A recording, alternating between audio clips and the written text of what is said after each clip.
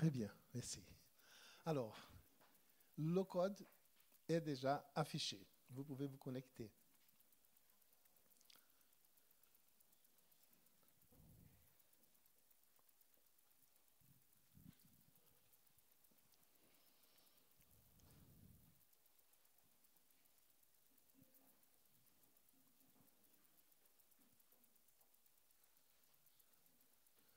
Trois personnes sont déjà connectées.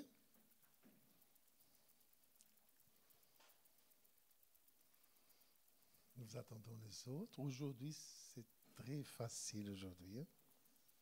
Toutes les questions sont bien faciles. Il y aura une question que je vous donnerai 1 minute.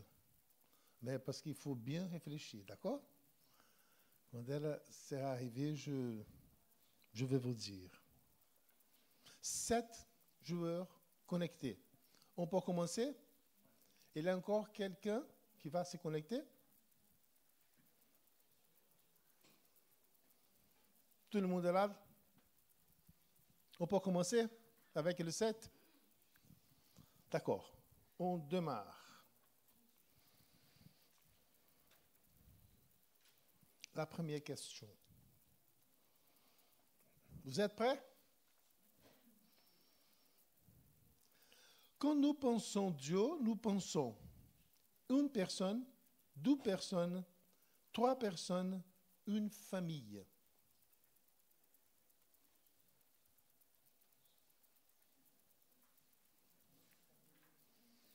Toutes les questions sont en rapport avec le thème d'hier soir, d'accord?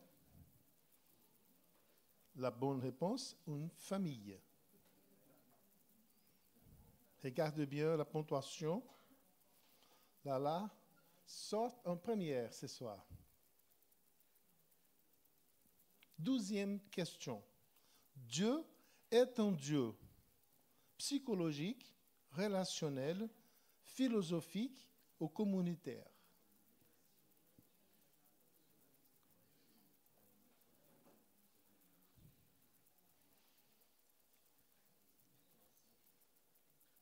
Voilà, tout le monde a répondu correctement, mais vous êtes très intelligent. Félicitations alors. Très bien. Lala, suivi pour Emmanuel et Michel, d'accord? 3e question. Le thème d'hier soir a été « Qui est Dieu ?» partie 2. Vrai ou faux?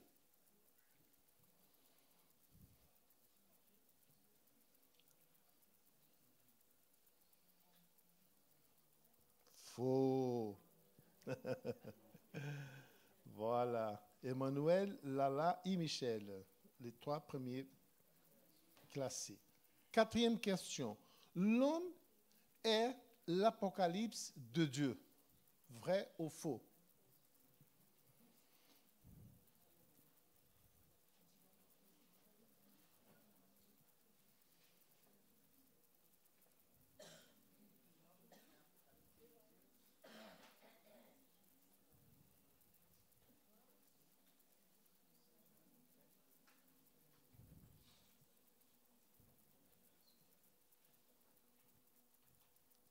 Vrai.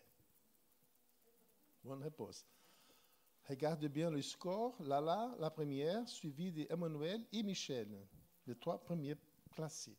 Maintenant, la question que je vous demande de bien réfléchir. Vous avez 1 minute, 60 secondes, d'accord? Pas de presse pour ne pas répondre de façon équivoquée. Voilà, 5e question. Dieu a créé l'homme pour démolir les... Vous pouvez lire. Vous voulez que je lis la première? Démolir les accusations de Lucifer, la bleue. Donner à l'ensemble de l'univers une vue approfondie de sa propre nature, jaune. Donner à Jésus une épouse, et vert. Toutes les réponses antérieures sont correctes. Silence. Non.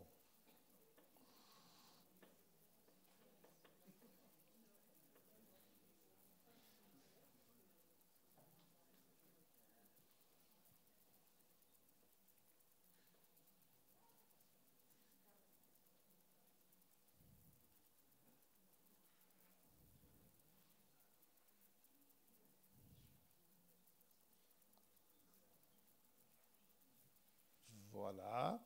La bonne réponse est la verte. Toutes les réponses antérieures sont correctes. OK? On va voir le podium de ce soir. Troisième place ce soir, réservée à Emmanuel.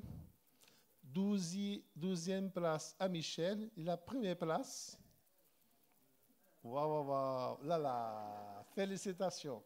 À partir du lundi de la semaine prochaine, je veux vous annoncer qui sont les 10 premiers classés globales, d'accord? Pour que vous puissiez accompagner la dernière semaine la classification des 10 premiers. Ce sont ceux qui vont gagner le prix, OK? Merci pour votre participation.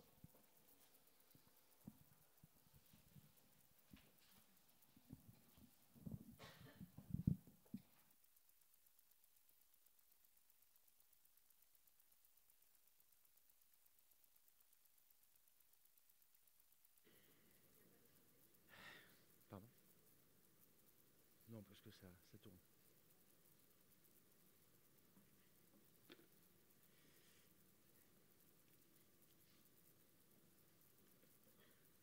Et on va peut-être pousser ça un petit peu, peut-être.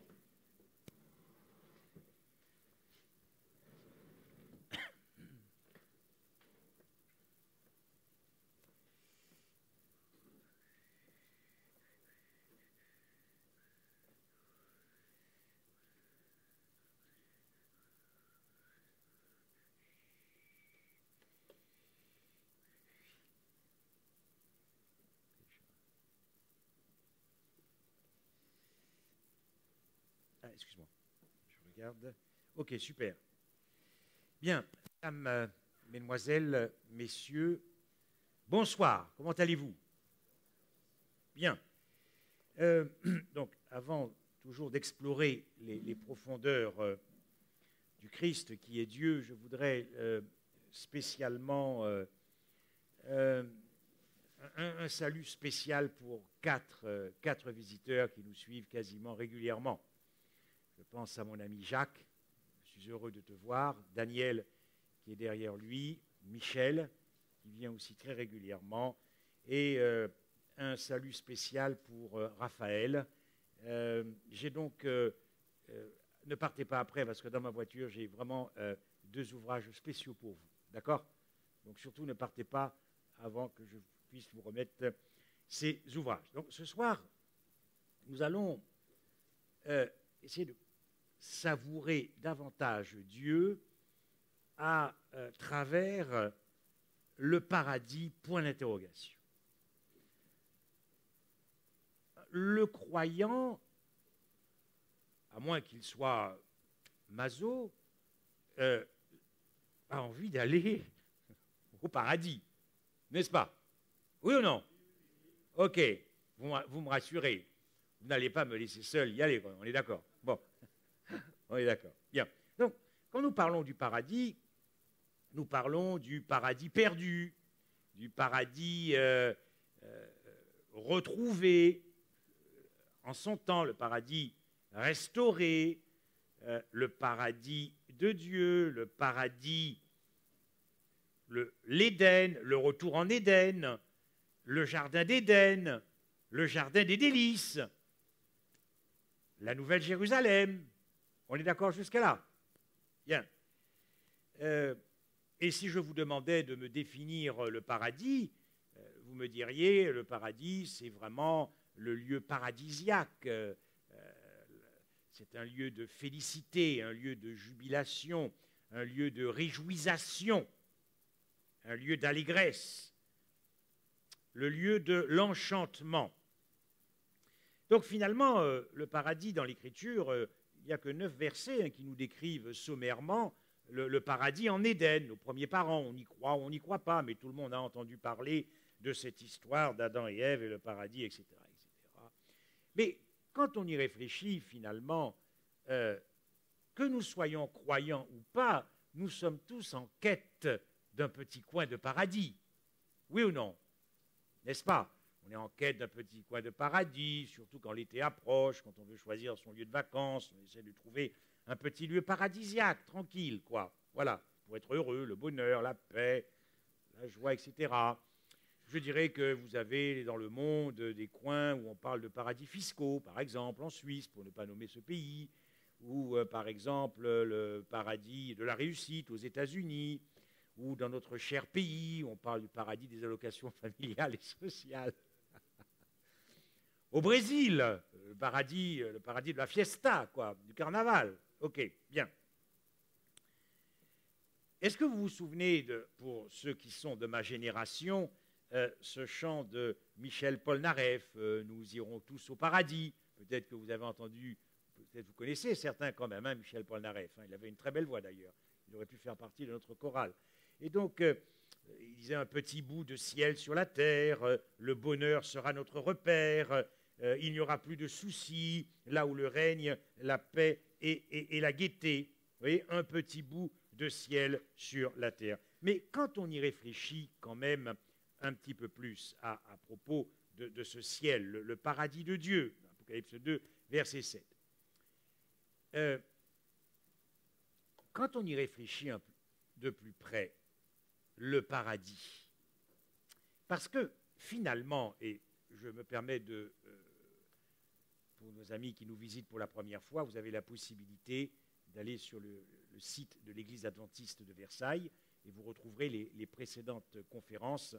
Comme ça, vous n'aurez rien manqué. Et je vous invite vraiment à y retourner. Je pense que ce sont des messages qui nous font du bien à tous en les réécoutant. N'oublions pas que la guerre a quand même éclaté dans le paradis au ciel. La guerre a éclaté, nous l'avons vu hier soir, le conflit cosmique. Et nous avons vu que le paradis a été plongé dans la confusion, la perplexité. En fait, le paradis au ciel était devenu la sinistrose. Il n'y avait plus d'harmonie, il n'y avait plus de joie. C'est quand même étrange, vous ne trouvez pas, dans le paradis, devant le paradis de Dieu, devant le trône de Dieu. Et je vous renvoie à la conférence d'avant-hier soir, ou de hier soir plutôt, hein, sur véritablement le séisme psychologique dans l'esprit des êtres, les accusations en plein paradis contre Dieu. Ça fait réfléchir quand même quand on pense le paradis. D'accord, des milliards d'êtres célestes ont quitté le paradis au ciel. Et nous savons que ce conflit s'est exporté sur la terre, n'est-ce pas, puisque nous connaissons cette histoire de nos premiers parents qui sont entrés consciemment ou inconsciemment, séduits, certainement séduits, oui, séduits pour Ève. Adam, c'est un petit peu différent. Il avait quand même conscience qu'il allait choisir entre Dieu et son épouse, et il a choisi son épouse.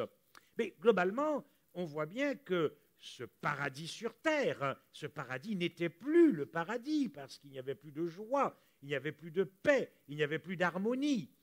Ce paradis n'était plus devenu un lieu désirable, c'était tout de même le lieu de la sinistrose. Et de la même manière que dans le paradis au ciel, Dieu était attaqué, Dieu n'était plus compris, Dieu était incompris, Dieu souffrait, Dieu rejetait. Mais de la même manière, nous voyons également sur la terre, le paradis, ce petit jardin d'Éden, là aussi, Dieu souffre, Dieu est rejeté, Dieu n'est plus compris.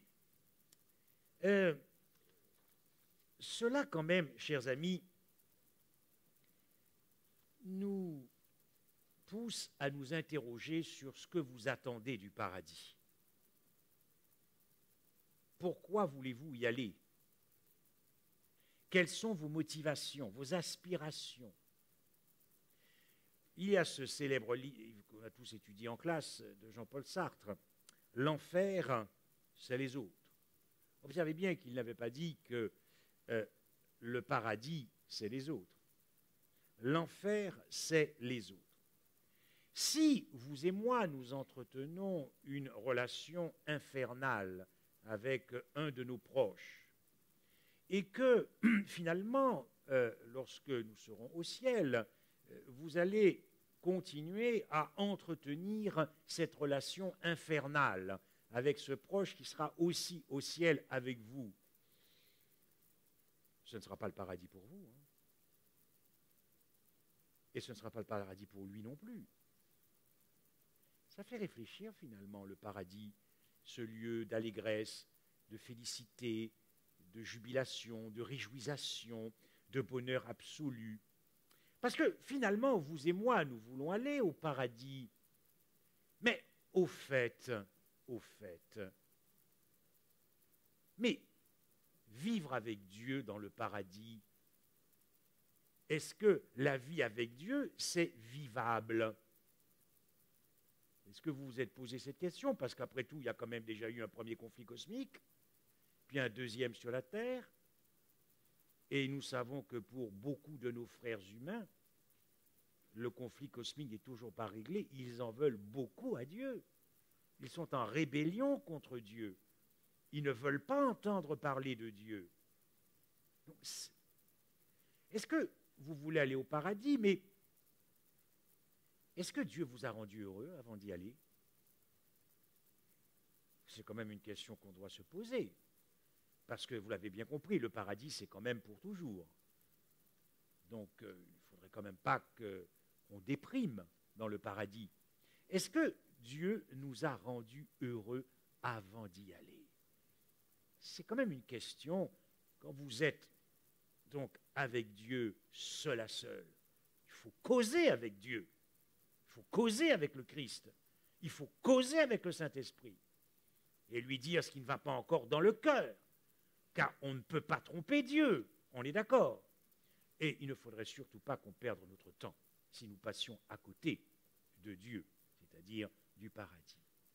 Donc, est-ce que Dieu nous a rendus heureux avant d'y aller? Est-ce que Dieu a du succès dans nos vies avant d'y aller? Avant d'aller où? Dans le paradis. Mais dites-moi, si Dieu n'a pas du succès dans nos vies, mais pourquoi aller au paradis quand on y réfléchit? Oui, je peux chanter, je peux louer, j'ai été éduqué comme ça. C'est comme ça qu'on m'a éduqué. Une éducation, donc on m'a appris à chanter, on m'a appris à louer, on m'a appris à prier, on m'a appris à participer à la vie d'église. D'accord, ok, mais est-ce que je suis heureux? Est-ce que je suis heureux avec Dieu? Est-ce qu'il a du succès dans ma vie parce que je veux aller au paradis? Mais est-ce que dans vos expériences et dans la mienne, votre entourage peut témoigner en vous voyant, en disant, tu vois, celui-là. Eh bien, ce que je sais, c'est que vraiment, pour lui, Dieu est l'être le plus désirable dans sa vie, l'être le plus fascinant, le plus fréquentable. Et je comprends pourquoi il veut aller au paradis. Vous voyez, je ne suis pas sûr que ceux qui chercheraient uniquement à sauver leur peau se retrouveront au paradis. Qu'est-ce que le paradis? C'est une affaire d'amoureux, chers amis. On ne va quand même pas passer une vie éternelle si vraiment nous ne sommes pas amoureux de la famille divine, quoi. Et ce n'est pas quand on y sera qu'on va tomber amoureux, on est d'accord? On prendrait beaucoup trop de risques de ne pas tomber amoureux. C'est important de se poser ces questions parce que quand tout a commencé dans le paradis, quand tout a commencé, c'est quand même, nous l'avons vu hier, je vais rapidement, c'est quand même un mariage qui se tissait derrière le mariage d'Adam et Ève. Hein. Vous avez les versets, hein, car celui qui t'a fait, c'est ton époux, ton créateur, je peux faire cette version, ton créateur est ton époux, ton créateur est ton époux. Donc tout avait bien commencé dans le paradis, tout avait bien commencé, n'est-ce pas? Et quelle déclaration d'amour! Nous sommes la seule race dans l'univers. Nous sommes la seule race dans l'univers où nous avons été créés avec les mains de Dieu. Est-ce que vous imaginez, est-ce que vous imaginez ce débordement d'amour, ce trop-plein d'amour? Est-ce que vous imaginez toute cette tendresse de Dieu, toute cette affection de Dieu quand il nous a fait sortir du néant, quand il nous a fait sortir de la poussière, quand il nous a fait sortir de la cendre, quand il nous a fait sortir de l'argile rougeâtre et qu'il t'a façonné avec ses mains. Est-ce que tu peux imaginer son sourire? Quand Adam a ouvert les yeux, il a vu le sourire de Dieu. Donc tout avait bien commencé dans le paradis. Tout avait très bien commencé. Un cœur à cœur. Quand le Christ s'est approché près des narines d'Adam pour lui insuffler un souffle des vies, au pluriel, ce n'est pas un bouche à bouche, mais est-ce que vous voyez la proximité, quoi? Et je suis persuadé que lorsque Adam a ouvert les yeux et qu'il a vu son Créateur, la première chose que le Christ a fait, c'est qu'il a pris Adam et l'a serré dans ses bras et il lui a dit « Je t'aime ». Il avait l'amour en face de lui. Adam avait l'incarnation et la personnification de l'amour en face de lui. Et Ève aussi. Donc, vous voyez, tout avait extrêmement bien commencé, sauf que, après je dirais, ce commencement de lune paradisiaque, lune de miel, si vous voulez, nous avons dit à Dieu, va-t'en. C'est ça, cet acte de transgression, de rébellion, en mangeant de ce fruit défendu. C'est un acte profondément de répudiation. Donc, lorsque Dieu te dit « je t'aime », mais avec un amour, nous avons vu dans les conférences précédentes, un amour si fort pour la race humaine, et nous lui avons dit ouvertement, dans le premier Adam, nous lui avons dit « va-t'en ». Dieu nous dit « je t'aime », mais c'est encore d'actualité, chers amis. Dieu poursuit chaque être humain au travers de sa conscience et de son cœur. Mais Dieu est buté et il ira jusqu'au bout. Nous pourrons passer notre vie à dire « va-t'en », Dieu aura toujours le dernier mot. Parce que l'amour a toujours le dernier mot. Donc, lorsque nous avons dit « va-t'en » à Dieu, nous avons dit « va-t'en » à l'amour, nous avons dit « va-t'en » à la douceur, nous avons dit « va-t'en » à la patience, nous avons dit « va-t'en » à l'humilité, et nous avons accueilli les bras ouverts l'égoïsme, l'égocentrisme, la vanité, l'orgueil, l'idolâtrie, le moi. C'est-à-dire que nous avons chuté hors de l'amour centré sur l'autre. Nous avons quitté l'amour centré sur l'autre. Nous sommes sortis de l'amour centré sur l'autre. Et ça s'est passé où, ça? Ça s'est passé dans le paradis. Voilà pourquoi je vous ai posé la question. Vous voulez y aller, nous voulons y aller. Mais est-ce que Dieu vous a déjà rendu heureux avant d'y aller?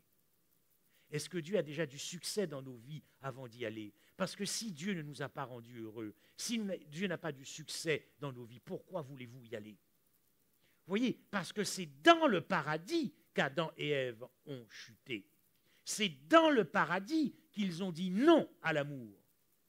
Dans le paradis. Alors que pourtant, on nous annonçait que tout était bon. Le petit mot tov en hébreu, tov, tov, tov, qui veut dire bon, extrêmement bon, beau, bien. Tout était bon, tout était bon, tout était bon, tout était bon, tout était bon, tout était bon. Et nous avons dit à Dieu, va-t'en. Va-t'en. Deux petites courtes histoires. Vous hébergez un proche qui a perdu son épouse, qui a perdu son travail, et vous l'hébergez, naturellement, c'est normal, vous l'hébergez, et puis au bout de 2 ou 3 mois, c'est lui qui vous met dehors de chez vous. Bon, c'est un petit peu ce qui s'est passé dans le jardin d'Éden, n'est-ce pas? Ou encore un couple se marie, n'est-ce pas? Et la femme a hérité de beaucoup de biens, et donc, le couple vit dans la maison, mais c'est un bien propre, hein, ce n'est pas un bien en commun. Donc ce n'est pas un bien qui appartient à la communauté, c'est en propre à l'épouse. Et puis quelques mois après le mariage, l'époux met dehors son épouse. Bon, ben, c'est un petit peu ce qui s'est passé. Dieu est le propriétaire du cosmos, Dieu est le propriétaire de l'univers. On l'a mis dehors, quoi. On l'a mis dehors, n'est-ce pas? C'est ça l'histoire. C'est ça notre histoire dans le premier, en quelque sorte, Adam. Lorsque nous parlons de paradis, lorsque nous parlons du paradis, chers amis, ce qui nous vient à l'esprit, c'est toujours ce lieu géographique, un lieu paradisiaque, le jardin d'Éden, le jardin des délices. Mais le paradis, si vous avez bien compris là où je veux en venir, c'est beaucoup plus que ça. Ce n'est pas qu'un lieu géographique. C'est beaucoup plus que ça. Ne nous trompons pas de paradis. Ne nous trompons pas de ciel. Ne nous trompons pas sur la vie éternelle. Car le paradis, c'est infiniment plus qu'un lieu paradisiaque.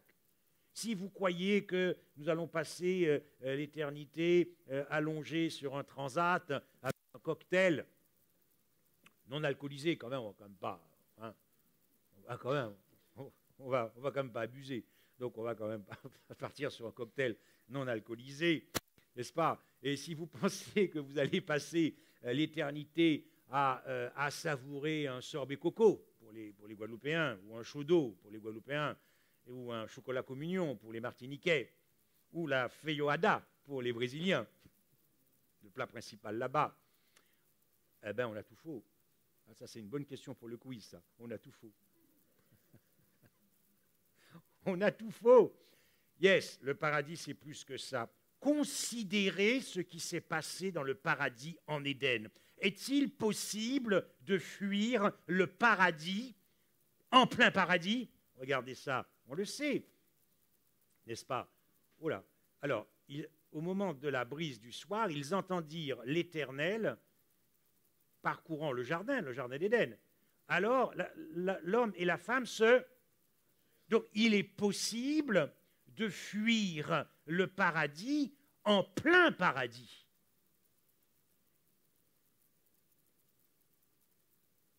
Ça nous pousse à la réflexion quand même, vous ne trouvez pas? Ça nous pousse à la réflexion.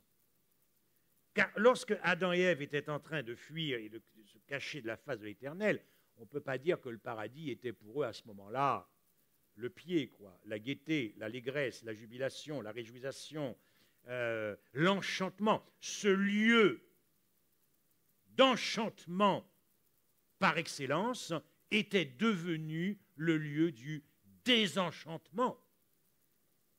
Ça fait réfléchir, chers amis, sur les raisons pour lesquelles vous et moi, nous voulons aller au paradis. Considérez ce texte. La montagne du Sinaï était toute en fumée parce que l'Éternel... Est-ce que c'est normal que ça apparaisse bleu comme ça ou pas? C'est normal? D'accord. Parce que les autres fois, mes diapos n'apparaissaient pas bleu, mais ce n'est pas grave. La montagne du Sinaï était toute en fumée parce que l'Éternel y était descendu au milieu du feu. Cette fumée s'éleva comme la fumée d'une fournaise et toute la montagne tremblait avec violence. Le son de la trompette retentissait. Vous connaissez ce passage, hein, lorsque Dieu a sorti Israël d'Égypte. Mais Israël devait aller où? Israël devait rentrer dans le paradis, un type du paradis. Mais c'est quand même hallucinant parce que vous comprenez bien que le paradis, c'est beaucoup plus qu'un lieu géographique. Le paradis, c'est quelqu'un. Le paradis, c'est d'abord quelqu'un. Le paradis, c'est d'abord quelqu'un. Donc, Israël qui veut rentrer dans la Canaan, le paradis, lieu géographique, mais alors que ce quelqu'un qui est le paradis est Dieu, alors que le paradis descend sur le mont Sinaï, voilà que les 2 500 000 croyants veulent fuir le paradis. Alors c'est vrai que les conditions étaient un petit peu particulières, hein, le feu, etc. Mais ils ne connaissaient pas Dieu. Si l'amour descend, pourquoi fuir l'amour?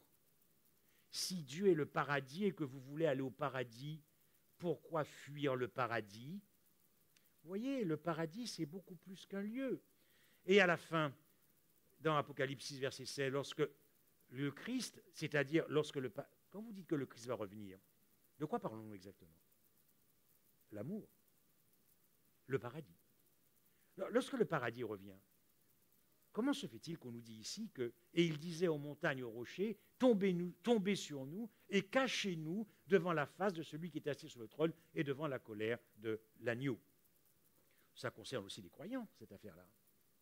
Donc voilà que des croyants qui toute leur vie voulaient aller au paradis, voilà, le paradis arrive et maintenant ils disent « Oh là là, cachez-moi ». Vous ne trouvez pas que ça fait réfléchir, chers amis, sur nos aspirations profondes, nos motivations profondes, d'où la nécessité vraiment de passer notre vie à réfléchir et à découvrir qui est Dieu, pour être certain que vous et moi, nous voulons bien aller au paradis. Car ce texte est l'un des textes les plus importants dans l'Écriture. La vie éternelle consiste à te connaître. Si vous remplacez la vie éternelle par le paradis, vous comprenez que le paradis, c'est une connaissance intime de Dieu. Pour être certain que vous voulez vivre avec le paradis et ne pas être déçu du paradis. Ou alors récidiver, c'est-à-dire un nouveau conflit cosmique qui éclaterait encore dans le paradis. Lorsqu'il est dit « La volonté de mon Père, c'est que tous ceux qui tournent leur regard vers le Fils et qui croient possèdent la vie éternelle. » Alors, je n'ai pas le temps de travailler le petit mot grec, là, la face, parce que d'autres versions disent qu'ils tournent leur face vers le Fils. Mais ce qu'il faut comprendre ici, c'est qu'on est toujours dans une connaissance expérimentale intime, hein, une connaissance intime. Donc, la vie éternelle, c'est ça. La vie éternelle, c'est ça, parce que vous et moi, nous ne serons pas seuls au paradis. Donc, le paradis, c'est relationner avec quelqu'un. Le paradis, c'est relationner avec quelqu'un. Le paradis, c'est fréquenter quelqu'un. La vie éternelle, c'est fréquenter quelqu'un. Alors peut-être que pour un certain nombre d'entre nous, je l'espère, le paradis a déjà commencé. Et que donc par conséquent, Dieu a du succès dans nos vies.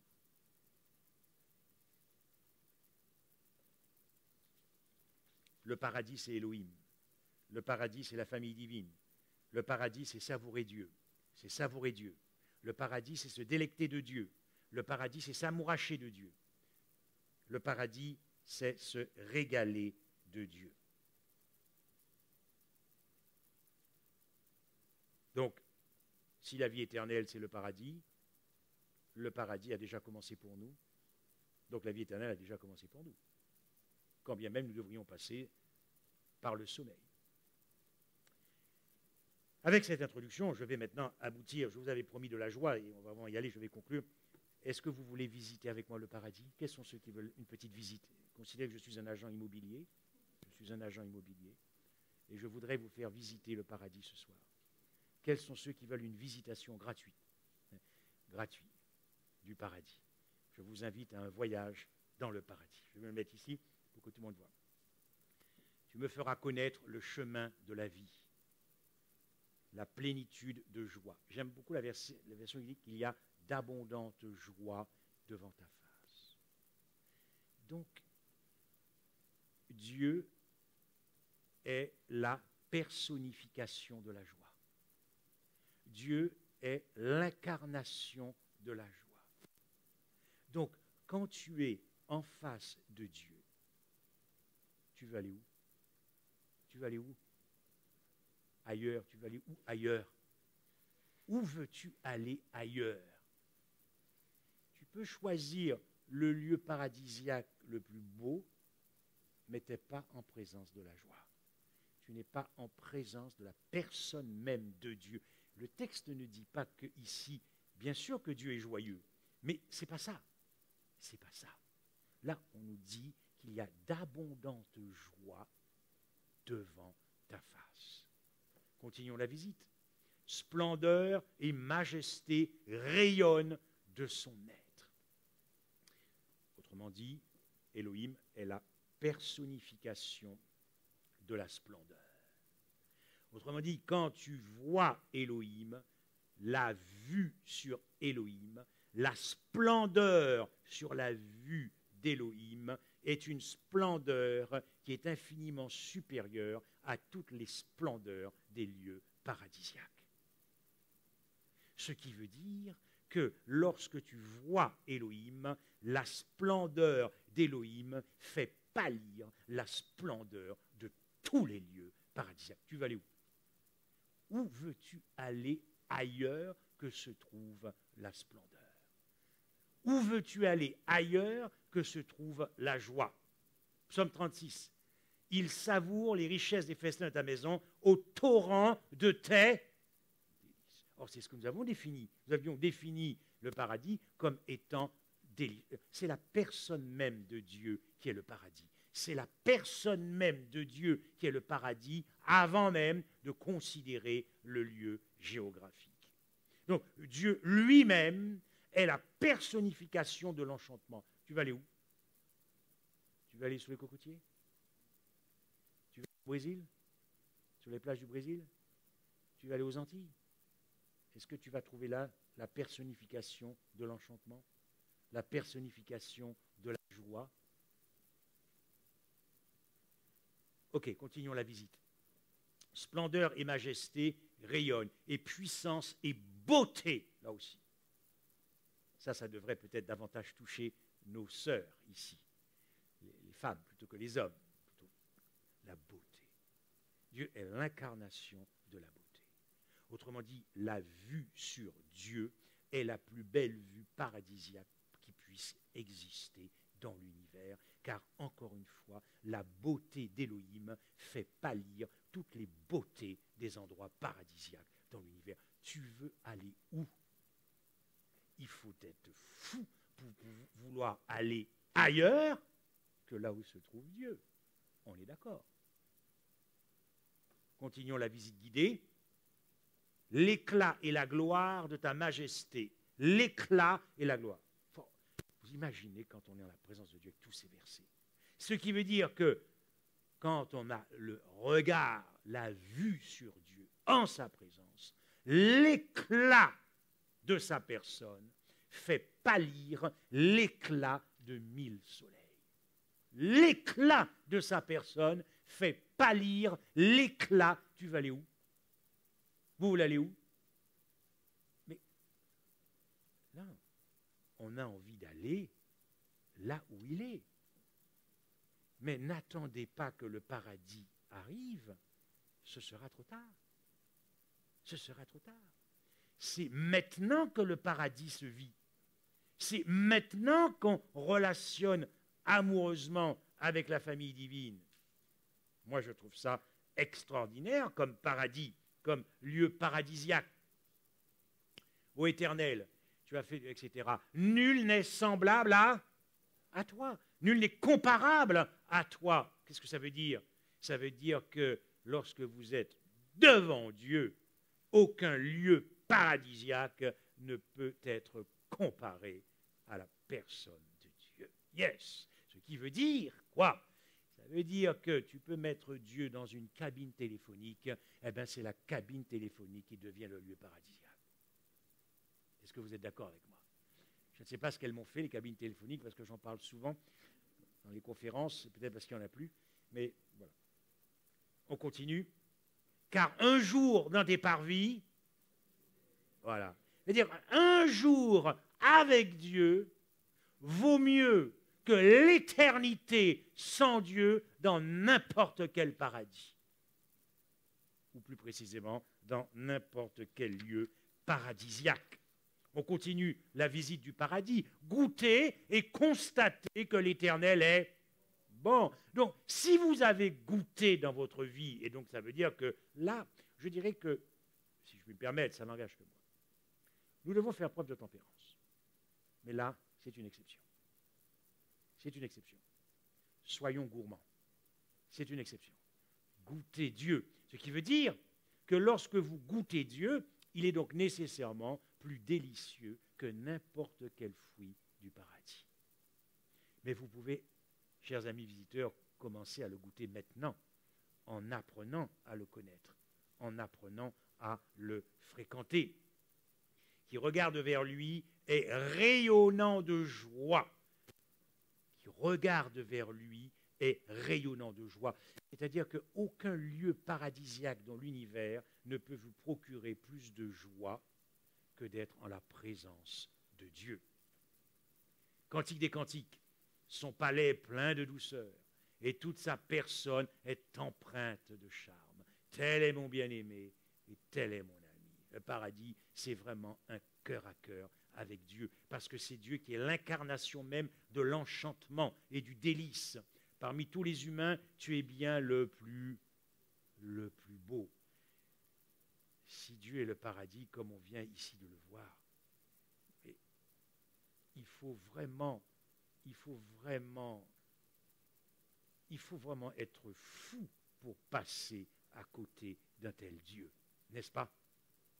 Il faut vraiment être fou pour passer à côté d'un tel Dieu. Combien suaves sont tes parfums. Là, vous êtes à la présence de Dieu, c'est comme si Dieu est parfum et que son parfum est infiniment supérieur à tous les parfums, des senteurs qui peuvent exister dans n'importe quel lieu, jardin paradisiaque. Voilà pourquoi, lorsque le paradis est descendu sur la terre, le Christ, dans son incarnation, un jour les pharisiens lui demandèrent quand arriverait le royaume de Dieu, et Jésus leur répondit, le royaume de Dieu ne viendra pas de façon visible, c'est-à-dire le paradis, car notez, le paradis est parmi vous. Vous savez, au commencement, et je vais conclure, parce que j'ai gardé le meilleur pour la fin, au commencement, la terre était informe et vide. Et pendant 6 jours, nous croyons en une création littérale de 6 jours, pendant 6 jours, Dieu a petit à petit rempli le vide. Il a rempli le vide. Bien. Et au sommet de la création, nous avons Adam et Ève, et donc tout ce beau monde, ces noces, entrent dans le repos du sabbat. Mais alors que Dieu avait rempli la création, la terre, la création, Adam et Ève n'étaient pas remplis encore de paradis. Adam et Ève ont été remplis du paradis lorsqu'ils ont passé cette journée intime, le jour du sabbat, avec Dieu. Mais alors, nous avons vu que le paradis, c'est relationner, c'est savourer Dieu, c'est se délecter de Dieu, c'est s'amouracher de Dieu, c'est se régaler de Dieu. Donc le paradis a déjà commencé sur terre pour ceux qui sont dans cette expérience intime et amoureuse avec la famille divine. Mais maintenant, posons-nous la question. Et pour Dieu, c'est qui le paradis? C'est qui le paradis pour Dieu?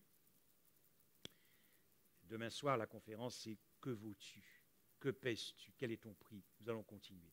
Mais regardez qui est le paradis pour Dieu. Car l'Éternel, ton Dieu, est au milieu de toi, un héros qui te sauve. Il sera transporté de joie à ton sujet. J'aime bien, il aura des transports d'allégresse pour toi. Ah bon? Donc ça veut dire que quand je suis devant Dieu, je suis le paradis de Dieu alors. C'est pas beau ça? Ah ouais. Donc je suis le paradis de Dieu. Parce que quand il est en face de moi, il est transporté d'allégresse et de joie. Il y a un texte que je n'ai pas mis, mais où quand il te voit, il chante. Il chante. C'est beau ça. Continuons. Tu ne seras plus appelé la délaissée, ton pays ne sera plus nommé la terre dévastée, mais on t'appellera en elle est mon plaisir. Tu es donc le plaisir de Dieu alors. Tu es le paradis de Dieu. Hein? La terre qui est épousée, parce que l'Éternel prendra plaisir en toi. Et en effet, comme le jeune homme se marie avec une jeune fille, tes fils t'épouseront, comme la fiancée fait la joie de son fiancé, tu feras aussi la joie de ton Dieu. Ah ouais, tu es le paradis de Dieu. Mon cœur est tout vibrant. Alors, en fait, c'est le verset 12, vous le connaissez, il dit que le roi porte ses désirs sur toi. Le roi, la famille divine, porte les désirs sur ta beauté. Yes, ta beauté, parce qu'il t'a couvert de sa justice. Wow. Tu es donc le paradis de Dieu. Oh, c'est bon, ça fait du bien. On continue. Ô Éternel, nul, on peut inverser les textes que nous avons vus. Quand Dieu dit nul n'est comparable à toi, c'est Dieu te parle à toi. Et il te dit nul n'est comparable à toi. Donc tu es le paradis de Dieu. car un jour dans des parvis vaut mieux que 1000 ailleurs. C'est Dieu aussi. C'est-à-dire que Dieu préfère passer une journée avec toi que l'éternité sans toi, parce que tu es le paradis de Dieu. Et lorsque, j'aime beaucoup ce langage nuptial, lorsque Dieu te regarde, lorsque la famille divine te regarde, voici les déclarations d'amour. Dieu te considère comme une colombe, comme une colombe. Hein, des Cantiques 2, verset 14. Que tu es belle, ô mon ami, que tu es belle, tes yeux ressemblent à des colombes. C'est comme ça que Dieu te voit, parce que tu es le paradis de Dieu.